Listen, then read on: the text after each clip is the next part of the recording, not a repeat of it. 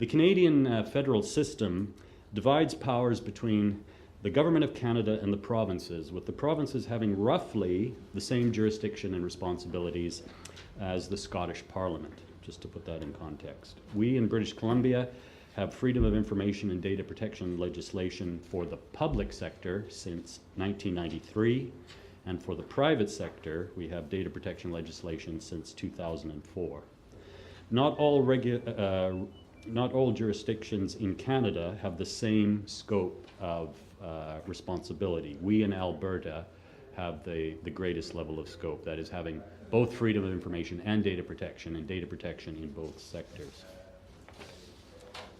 While most of our work is citizen complaint driven, we try to assist private sector organization and public bodies to avoid complaints by ensuring that their practices are compliant. Our first approach is to create awareness through public education, speaking engagements, conferences, posting on our website, and using social media.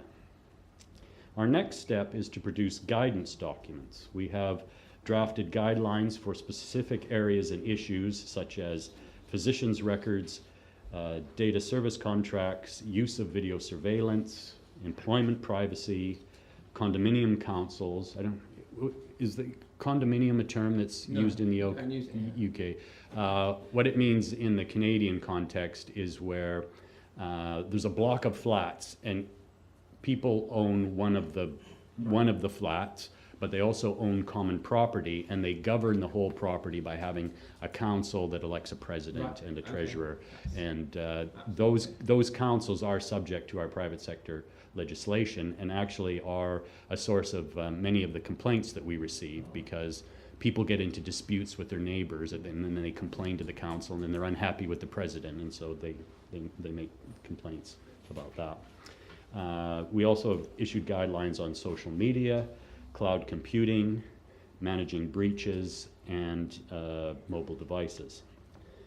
However, it became clear over the course of many of the investigations that we conducted, particularly investigations into data breaches, that most private sector organizations, and public bodies as well, lacked the necessary infrastructure for adequate data protection and regulatory compliance. We found often that there was no privacy officer, no policies, and no inventory of personal data sets.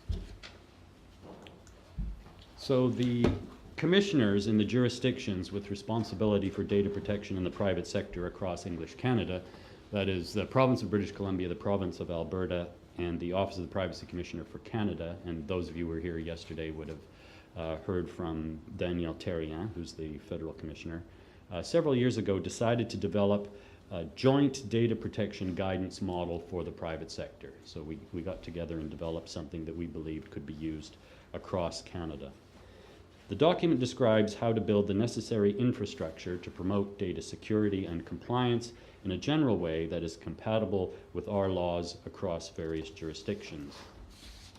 It's entitled Getting Accountability Right with a Privacy Management Program.